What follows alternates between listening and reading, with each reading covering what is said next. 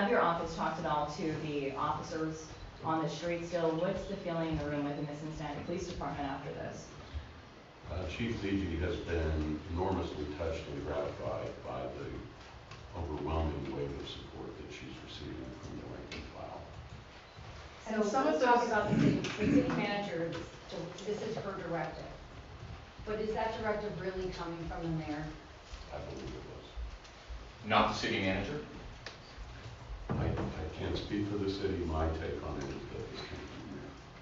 How long is her leave? We don't know. What is your intention moving forward if they do in fact fire her from her position? What do you guys foresee that how will you react?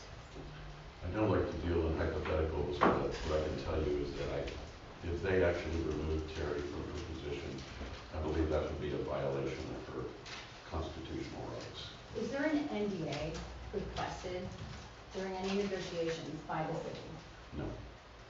So was the chief just taking direct orders from both the mayor and the city manager instead of doing what she thought would be best to fight crime? I think that that's a fair characterization. So the chief would not sign off on charges in July brawl. Captain Henny did do that. Who signed off on those charges? Do you believe that any of this stems from her not wanting to be party to that? I don't know. So has the chief mentioned anything to you about Henny's leadership, about the fact that Henny has gone from captain directly to acting chief? What kind of confidence does the chief have in this interim chief? The only thing I can say is that the chief does not believe that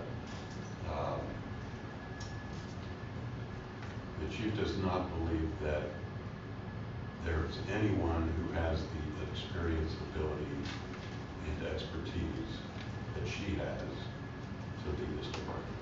To that point, when I spoke with Dan Hills, who was FOP president when Chief Fiji was named to the position, he said, I may have been critical during her time here, but I have her back right now. It's going to be almost impossible to find somebody who would want to fill her shoes if it means having to sit and work with Iris Rowley. He said Iris Rowley has been a challenge for the past few years. Has that played a role here? Has that been challenging? And do you agree with what Hill said? Sorry, I can't comment. What does her contract say about severance? We've asked for a contract that hasn't been released by the city. The contract doesn't speak to severance. You mentioned her time, just the extensive years of service, her family's years in service, and this has been her life. How's the chief doing personally that you can tell in your conversations with her? I think it would be fair to say that the chief is devastated by this. This came at exactly the worst time. She has gotten a lot of support from her family and from her friends and from the rank and file. That has helped, but it has been a devastating few days for her. Why do you say it's been at the worst time?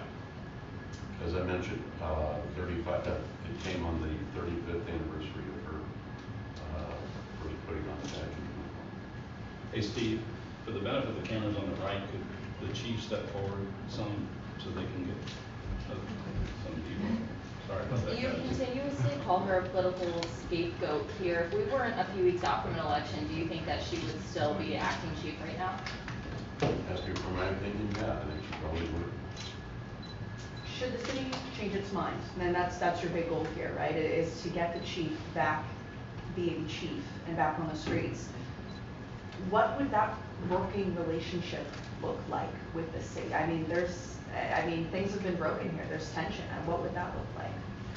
On the part of, I can only speak for what the chief did, and that is the chief would behave professionally and would just go about doing her job. I don't know that the city would do the same. I would hope so. Are you still talking to the city, or are you filing anything? What's the next step? We're considering all options. Is her employment status at will? Could they dismiss her without any reason? Does the contract say she has to have a hearing and all of that? Her employment is governed by the city charter, and after 6 months of employment, not an at-will employee at this point. That's one of the key results of the litigation that we're handling for Chief Mike Washington, the former fire chief. And courts have established that the chief is not an at-will employee. He can only be terminated if there's cause. What are the patterns or parallels you see between this case and the one you just mentioned, who you're representing, Michael Washington? There are a lot of patterns. There are a lot of common denominators in both instances. You had people with more than 30 years of experience who had devoted their lives to their respective departments and who had worked their way up through the ranks to reach the position of chief. Both of them were very well deserved of the position that they held, and both were discharged without cause. So I see lots of parallels actually in the two instances. Are you able to identify the gentleman behind you as well? Yeah. Just let us know who everybody is. So, you're with, if I could ask. Terry's brother Rick. I'm a husband, Bob. I'm her brother Russ. Would Rick or Russ be willing to speak on your sister's behalf? Not today. You mentioned if the chief goes back that she would be willing to work with the city. Would she do things differently? You said that she was taking basically commands from city officials. Would she do things that she thought were more appropriate at the helm of the CPD than what they thought? She comes back, if she comes back and when she comes back, she would ask to be given appropriate authority with regards to resources and operations. As chief, she has to follow the chain of command, but she would hope that she would be allowed to do the job without any fetters or hindrances. Would she consider a lesser position in going back? Because then they would avoid a lawsuit per se. No, she would not consider it. When you talk about that collaboration again, what did that look like? Did they tell her that if she did not follow their command or what they were directing, that there would be repercussions, or how did that relationship work?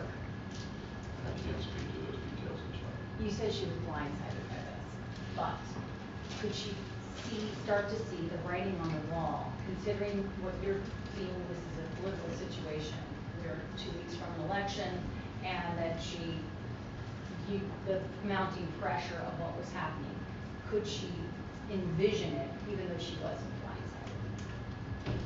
I'll put it this way, she was concerned that the city might try to do something like this.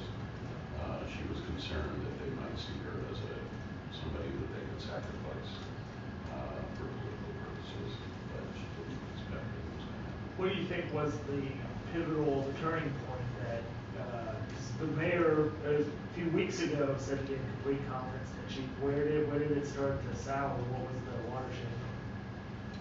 I don't know. It may have been the shooting on Town Square.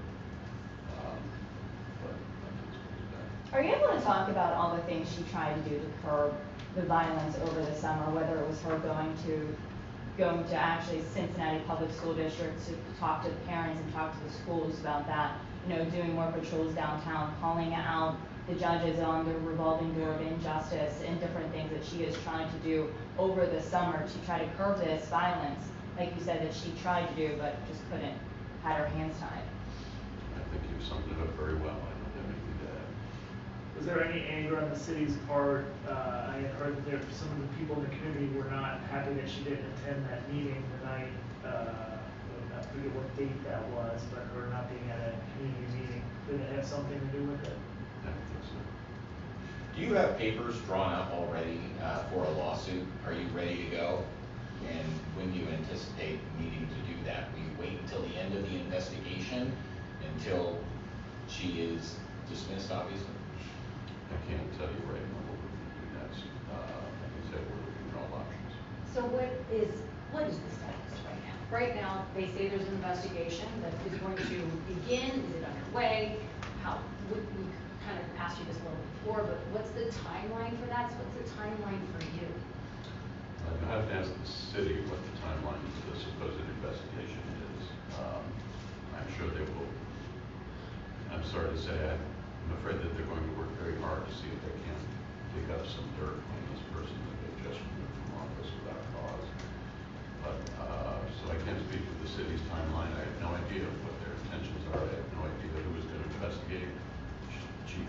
not been told anything about this supposed investigation.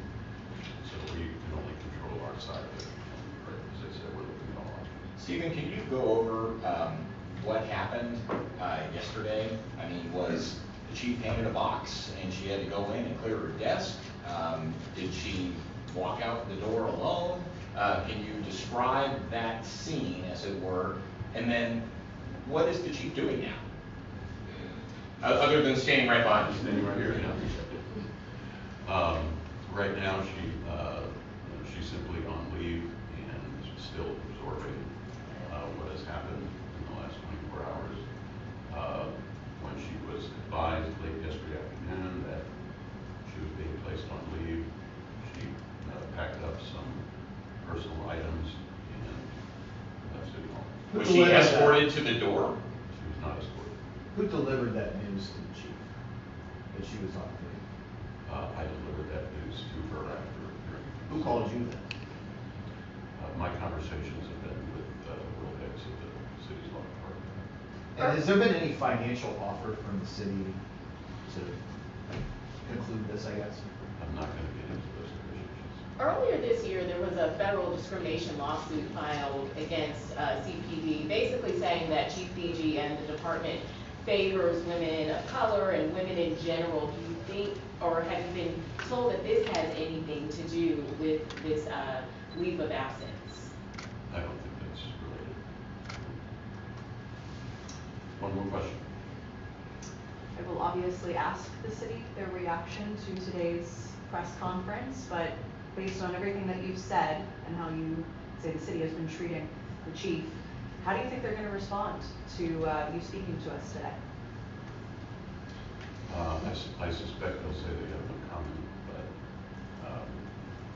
because they typically don't comment on potential pending litigation. Thank you all for being here. Appreciate it very much.